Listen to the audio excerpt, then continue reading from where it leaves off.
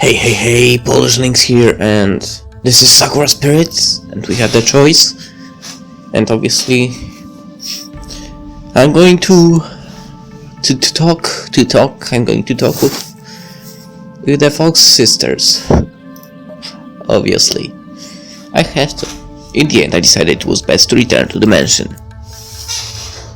Surely Machiko would have calmed down enough by now. I did feel a bit guilty about leaving Maiko to deal with her all by herself.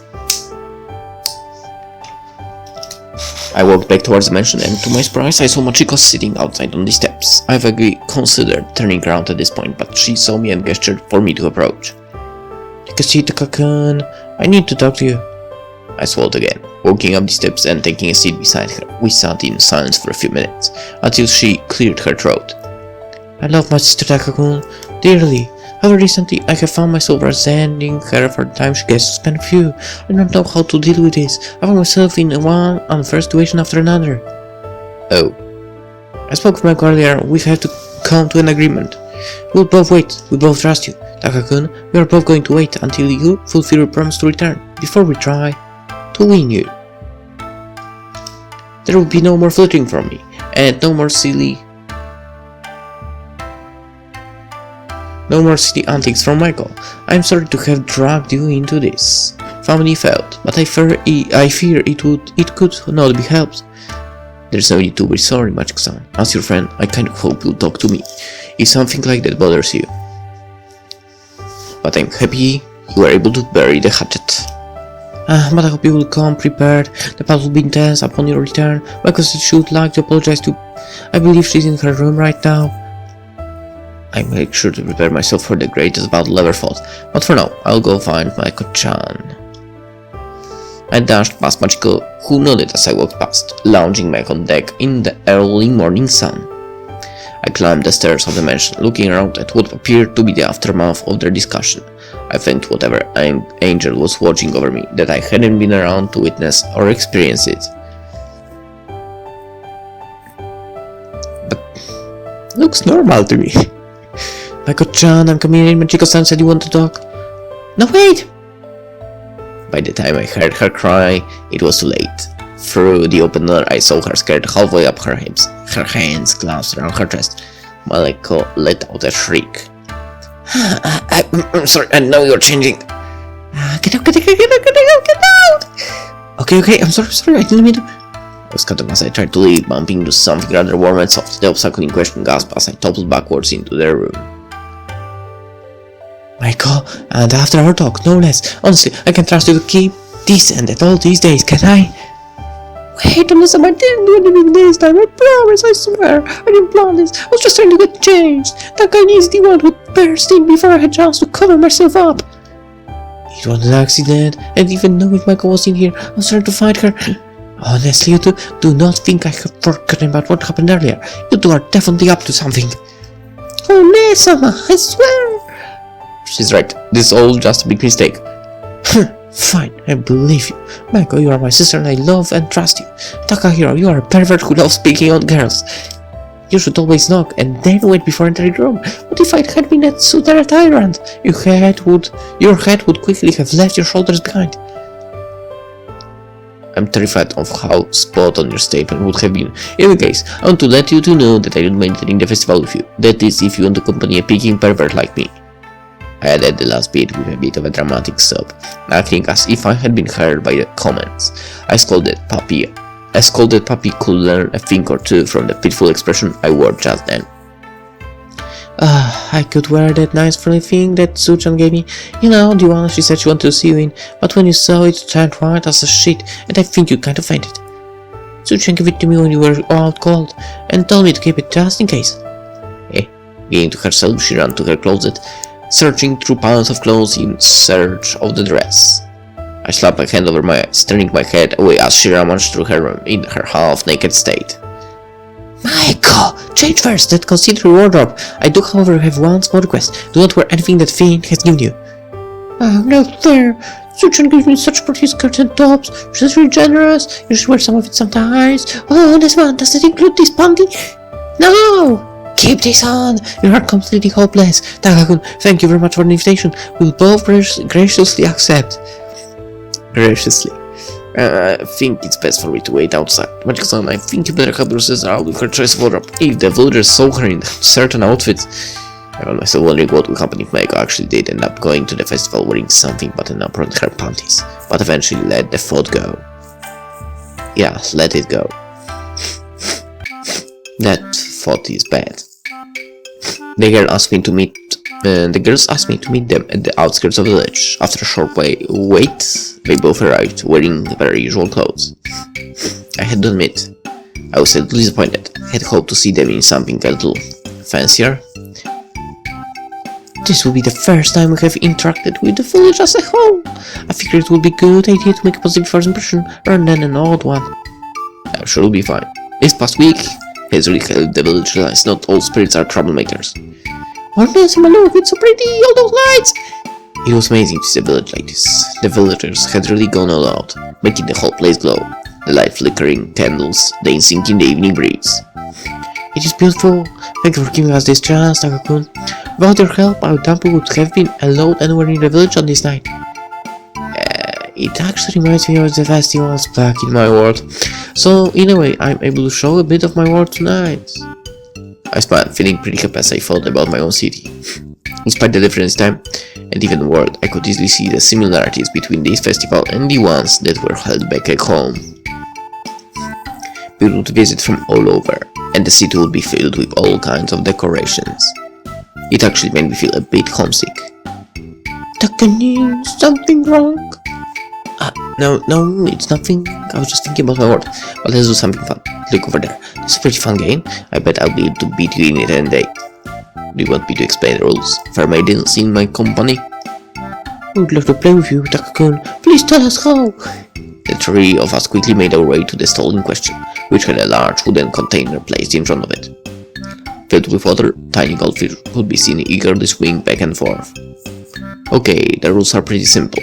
You'll be given a small bowl and a little pipe or a net. You have to use the net to scoop the fish out of the water. But the net is really fragile, so it will break if you aren't careful. The one who captures the most is the winner. Oh, and you're usually allowed to take one home if you catch any, that is. There's some fishes! Yeah, you can keep one, Maiko-chan. I'd love to watch you play, Taka-kun, but I feel that this is not a game for me. Here, Elder-san was kind enough to give us a small amount of money for my work here this past week. Enjoy yourselves. May the best fisher win. I'm going to catch a fishy! I couldn't help but grin at Maiko's change of demeanor, where she was told that she would be allowed to keep a fish if she caught one. The girl's excitement got the best of her. After several vigorous scoops, the little scoop tore apart, ending Maiko's game without a single fish caught. The dejected expression on the girl's face made me feel sorry for her, and instead I moved behind her, putting my own net into her hand while I rested my hands on top of her own. Let's just get her, Maiko-chan. Just follow my hands. It's a game that requires you to be patient. First, you need to get the whole thing wet. If it's only partially wet, it will grip in no time at all. Let it float in the water. Don't let it struggle against it. Now keep it at an angle and wait. When a fish gets close, scoop it up from the head and try to avoid the tail. It sometimes causes the net to break. Then you just slip it in the bowl. I showed her the best way to scoop and move back, watching her focus intently at the water. She didn't move a muscle for well over a minute, until suddenly her arm twitched and she made a little squeak. There was a small splash and the faint sound of ripping up paper. Yeah, I did it! I got one! Thanks so much, Sakani! I got a goldfish! Great job! I will have a goldfish keep at the mansion. Take good care of it. The stall owner bagged the fish for Maiko in a special water-filled bag. I gently patted the girl's head as we walked back to Magica. Though the girl seemed to be interested in some masks that resembled different kinds of demons back in my world, making me wonder what she was thinking about. Oh, Neshama, got a fishy! Isn't it cute? Well done, little one. It is absolutely adorable. Takun, I'm a little curious about this mask. You want one? I have some money saved. From time I help out the guards, so I'm actually more curious about their purpose. The stall owner seemed to evade the question when I asked him. Well, in my world, they are said to be to ward off evil spirits. Maybe it's the same here. Well then, I would most certainly like one. If nothing else, it would go a long way to prove that I'm most certainly not an evil spirit. I think they know that already. There's no way two pretty girls like you could be evil spirits. I would still like a mask for reasons. Alright, so I want to wear one. I got to just the man who got to do something fun. Do you want me to pick one for you? The girl nodded her head, pouting as she pretended not to care, even though I knew that she wanted me to do it. Well, if you insist. With a grin, I eagerly started looking through the row of masks, trying to find one that would suit her. There were cute ones, intimidating ones, and downright weird ones I had never seen before. In the end, I picked one of the cute masks. I wasn't sure what type of demon it was supposed to depict, but it would have to do. How about this one, Machiko-san? Isn't this cute? As I showed her the mask, it kind of resembled the face of some kind of feline creature. The thought of Machiko putting it on, her fox ears poking around from over the top of the mask, had me on the verge of having a laughing fit. It is very nice. Thank you, Takakun. I'll treasure it forever. Put it on. Show us you're not an evil spirit. Okay. I may need a little assistance getting it over my ears. No, it looks perfect like that. It combines the charms of Fox Spirit and the feline grace of, well, whatever it is. I'll let the sneaker slip before the sound of hasty footsteps suddenly reached my ears. Takahiro-kun, there's trouble! Turning towards the sound of the voice, I saw the village elder rushing towards us, seemingly panic. I finally noticed it. The festival had become really quiet. The spirit that attacked us the other day is back, and she brought her companions along with her. What? Onesama? Wait, are you saying they're here at the festival? Yeah, they all seem agitated about something. Sakura, what has she done now? You have to hurry. Tsukino-dan and Ruchan are about to find them. You must help them. I need more time to prepare spell on this. I don't know if I can do it. Do not worry, Mako-chan. I'm sure we'll think of something. Mako-chan, I have an idea. But I'm going to need your help. Let's just get there. Where are they, Elder-sama? Reach the bonfire at the village plaza. Nodding my head in confirmation, the three of us set off in the direction of the plaza, hoping we would arrive in time. God damn, my nose is blocked. It wasn't long before we reached the village plaza. Wait, the area didn't change at all. As luck would have it, we arrived just as the two other girls got there. In the center, the bonfire had been put out, and climbing up the support beams were four strange shapes. I recognized one of them as the slime girl Sakura, but the other three were unrecognizable. What's going on? Did you come during the festival? You're the mini-boss from before! Would that mean saying that you all look the same? I mean, yeah, they look the same. It's the same character used, but with different color of eyes, eyebrows, and hair. Well, and slime, of course. But they get there, like sisters. For real. Okay. So he's the human who made Machiko-san Mako-chan betray us. It's their own fault. That's right. Those weak humans didn't invite us to their party. That was really mean of them. We did not betray anyone. The ones causing trouble are you for. We are simply trying to get along with the humans, to work together. All you ever do is cause trouble. You were not invited because you could not be trusted. You have ruined our bonfire, terrorized our people, and upset the proceedings. All because of you felt you had been snubbed. All because of your own actions. You have no one to blame for this but yourself. Which the monkey girl with the sharp stick. Look who's talking. It's the slime girl with the stupid face. That could have been better, but I applaud you for your effort, Mio-chan. Nice work. Mako-chan, do you remember the spells we found the other day? The ones in your book? I think so. The ones like the one I did before. Force me that I know exactly what the girl is referring to. Do you think you can do both of them? I know it's difficult, but I believe in you. I know you can do it. Yeah, go, Mako-chan. Do you think I would fall for the same trick as the stars? We should show them why we are defeated. As the sister started towards us, Mako unleashed her first spell. The glowing cloud billowed down from her hands and shot forwards. The spell struck the old girl head on, but seemed to have no effect. As they got closer, Sakura shifted to the front, and twin blades of Narumi and Nino struck, slicing through her body without any effort. I managed to dug as a large ball of pink slime shot past me. As soon as I was back on my feet, I barged into one of the other slime girls. Surprisingly enough, she turned out to have quite a lot of mass. Hahaha, magic can't hurt us. Can't hurt Suki, and physical attacks can't hurt me. We are completely undefeated. Surrender your village to us, and we might just let you all keep living here as our toys. This is bad. Not yet, Maiko. Use the other spell. No. The girl nodded and began to cast her spell, stepping in front of Machiko, who seemed to be preparing something of her own, stuff in hand. I found it a bit strange. I didn't recall seeing any stuff laying around, and she usually did not carry any with her, but for whatever reason she had access to it now. But it won't work, how it will just... Trust me, Maiko-chan, I wouldn't ask you to do something like this if I wasn't sure it would work. As Sakura kept the two female guards busy, the two older slime girls began taunting us, throwing discarded fruit in our direction. Ha! I leapt towards the yellow slime girl.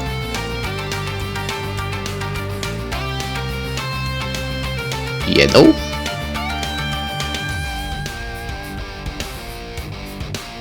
Okay, I might have problem finding where the yellow one is. Anyone? Help, please? Because I have no idea where the yellow slime girl is. Okay. Slamming to her feet at into her at full speed and managed to knock her over. The girl let out a surprised yelp and watched in horror as Michael's spell soared past her, hitting Sakura in the back. A high-pitched scream escaped from the pink slime girl. That hurts! How do you do that, Takani? Yeah, how do you push her over? Her blades won't even make a scratch. Remember what she said. She's the only one immune to physical attacks. The others can be hit and cut just fine. And that is absolutely perfect for what I have right here. A spare present from the guardian of the shrine herself. Takakun, Narutan, Miyashan, hold them tight. Working as one, we nodded and charged towards the remaining slime girls. Maiko had Sakura in the grasp of her spell, and the pink girl could barely move thanks to her power. The slime girls had clearly not been expecting us to fight back, and with barely any resistance, we soon had each girl restrained. Hypocrites, you aren't claustrophobic. It is going to get a little tight. One by one, Machiko brought each slime girl a glass jar, and one by one she opened them, pressing them to the girls' stomachs. The jar started to pull at them, slowly drawing them inside the container, trapping what appeared to be a tiny version of each of the girls within each jar. Machiko quickly pushed the lids back onto each jar, displaying them proudly to the cheers of nearby villagers. Thank goodness you were around, Machiko-san, and you, my good John, you have our gratitude. No, my sisters, what have you done to them? Why are you so intent on ruining all our fun? Sakura, take a moment to look around you. Look at the destruction, the damage. How could this possibly be fun? Harassing people, scaring them and destroying what they have worked hard for. How would you feel if they came to your home, stole your food and wrecked the place? I never really thought about it like that. We just wanted to play with the humans like you do. As Maiko collapsed, the spell seemed to disperse. Thankfully, I had been anticipating this and caught her in my arms with ease. The three of us looked to Sakura, who was slowly getting to her feet. And you can. Yet your sisters can play with us. We just ask that you are careful. Maiko and I are proof that humans and spirits can coexist. But what about my sisters? They'll be fine. These jars contain a temporary holding dimension, so we designed them to hold things far larger than your sisters. Sakura, if you are truly repentant, then I, as the head of the village guard, will authorize your release. However, before I do, I need you to swear on oath. To swear that you and your sister will not cause problems in this village, and you will work towards helping us and protect us. In return, we are prepared to offer you access to our supplies and services. She's basically saying that you're welcome in the village as long as you and your sisters behave. Yeah, I swear, we'll be good, so please release my sister, I promise we will be good. Oh, I just missed the best part. Let's go, Majidan. Are my jam bottles failed? Hearing the voice of certain playful spirits, the group turned around and found Suri seated nearby, swaying her legs back and forth as she looked at the crowd. I can't tell whether you are joking or not, but I'm afraid I can allow you to keep them. They are honored citizens of this village, and therefore under my protection. How fascinating! Think that goofy, uptight Miotan would defend those troublemakers. You realize you are talking to the guardian deity of your village, do you not? Hey! Don't forget me, I'm not going to just sit by and let you do as you please. The case of this have grown to quite the brave little ladies. You must be proud, Hayakun. A soft cough came from behind a group of people as the village elder revealed himself and smiled his lips. It seems like they handled the matter just fine, Tsuyuri-sama. Much done, you to pull the lid off of the jar to release them. However, make sure you hold on to that stuff I gave you. It's your only means of channeling the necessary magic. Not everyone can be a prodigy like Maiko-chan. The older Fox Spirit nodded. With the help of Narumi, they began to free the captured slime girls. While the war continued, Tsuyuri eventually made her way towards me, a frown upon her face. I left out an important detail, Takahiro-kun. The gateway to the world has been opened, and will be closing again within a matter of minutes. If you wish to return to the world, you must leave now. But there is no time for farewells, Takahiro. Leave now, without your farewells, or remain here in this village. Hey, where'd Taka-kun run off to, and Tsuyuri? I don't know. Perhaps they had things to discuss in private? Yeah, or maybe he's gone to win me another prize. Or went to get some food. I'm still a bit peckish. Recalling the promise I had made, I turned my back to girls that I gathered around the released slime girls and followed Tsuyuri as she picked her way through the streets and into the woods. It was unfortunate that I didn't get to say my farewells, but I had a goal to accomplish. It is hard as knowing, however, I doubt that this is the last. We hear from you, Takahiro. The spirit smiled, her hands pressed against my shoulder, a large show of pushing me backwards. What was that for? Interrupted by the sudden dizziness, the last thing I heard was the spirit's amused whisper. Good luck, you're going to need it. Before I had the chance to reply, I felt my body getting heavy, my vision blurred, and soon I was consumed entirely by darkness. 2 months later. With a sigh, I wandered along a familiar path leading to the shrine I subconsciously come to call Tsuyuri's Shrine. 2 months had passed since the fated judo tournament. It had turned out to be an amazing experience. Thanks to Rami and Mio's training, I had been able to make my way to the finals and ended up becoming the champion.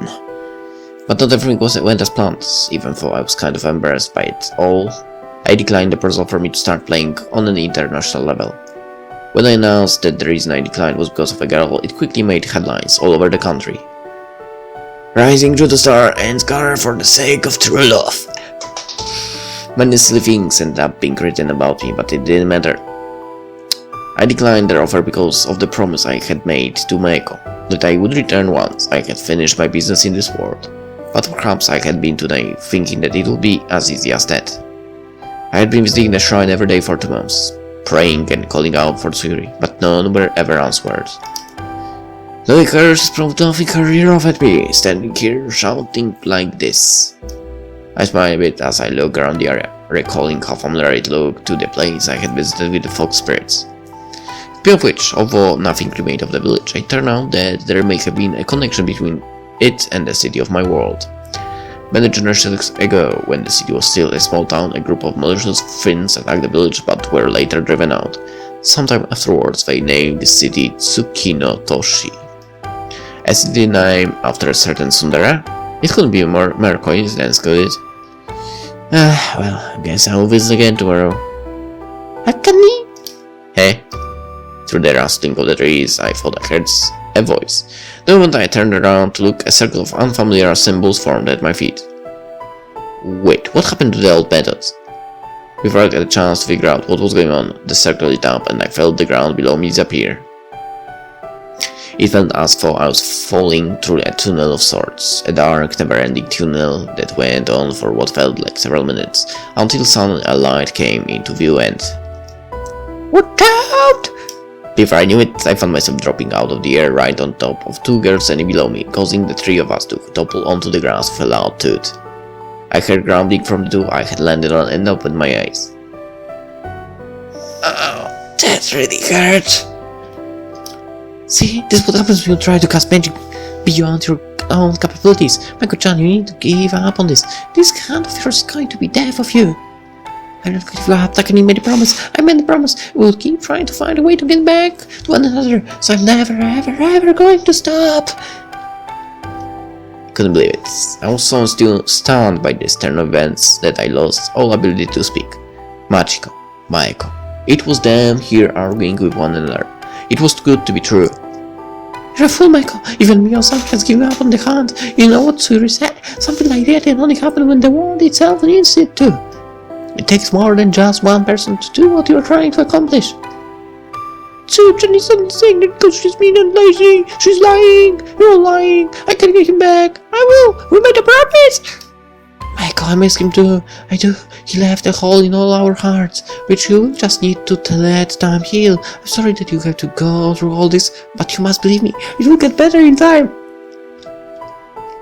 You do realize that he's fallen down, right? And he's right there? It's kind of cruel to talk about me like I died, you know. Eh? Taka-kun? Taka, it worked! I knew it would work! It worked! Taka, it is good to see you again. I'm so happy to... The girl mumbled incoherently as she began sobbing. Maiko had been sobbing since she first saw me. I smiled despite still being rather sore from the impact and patted both of their heads gently. Did you really miss me that much? Yes. Your disappearance was the cause of so much concern. Sir told us you had to leave and, well, we understand why you did. Did you win your tournament? Yeah, of course I did. Thanks to you, I was able to become the champion. I think it burned down here. Mio-chan, I think I see Chi-chan. Hey Chi-chan, is everything alright over there? Machiko opened her mouth to return the call, but Mango beat her to it. He's back! What? No kidding, where is he? There came a loud clambering and rustling from the shrubs nearby, the sound of the two girls pushing through the bushes at speed. The two girls rushed into the clearing, gasping loudly. Oh wow, you really are back! Idiot! How could you just leave us? Move out here and say goodbye! Mia, he did not have a choice. He had to. I know that, but I just never got to say goodbye. Is it all? Ah, gee, you're such a snare. Well, I don't even care. Takahiro is back. It's great to see you again, Takahiro-kun. I bet you're a champion now, right? Ready for a fight? And so it went on. The girls chatted on and on, taking turns in hugging me with promises of never letting go. I was just happy to be back. As the conversation turned towards the time spent in my own world, I couldn't help but notice the presence of yet another spirit. Standing a few feet from the rest of the group, Suiri stood, watching us with a gentle smile upon her lips. I guess I won this bet. I wasn't sure if she was talking to someone in particular, but for a moment I could see her gaze drifting toward me, and the words that left her lips seemingly carried a lot more importance than simple words. Seems like you aren't done with your grand adventures as yet, Takahiro. I look forward to seeing how you plan to amuse me this time. What do you mean? You will see, dear boy. You will see. What do you mean? Oh yeah, that was good. Okay, now for the part of the chair that I dropped. Got it. Sakura Spirit. Alright, so we went with one choice. I'm curious if the other choice will show. Well, it will probably show from the different perspective, right? Because we will choose the ninja girls. Maybe more samurai girls, actually. Okay. Every great story has a humble beginning. Although Gushiken Takahiro's story has come to an end, it is only the prologue of what has yet to come. Nice. Okay, so basically, we hope to see you again next time. Yeah, you will. I mean, I don't have all the Sakura games yet, but I have a few and definitely playing them. Alright, so let's end the episode here, and in the next one we're going with the second choice and we'll see the other perspective. So for now, hope you enjoyed it and see you tomorrow. Bye bye.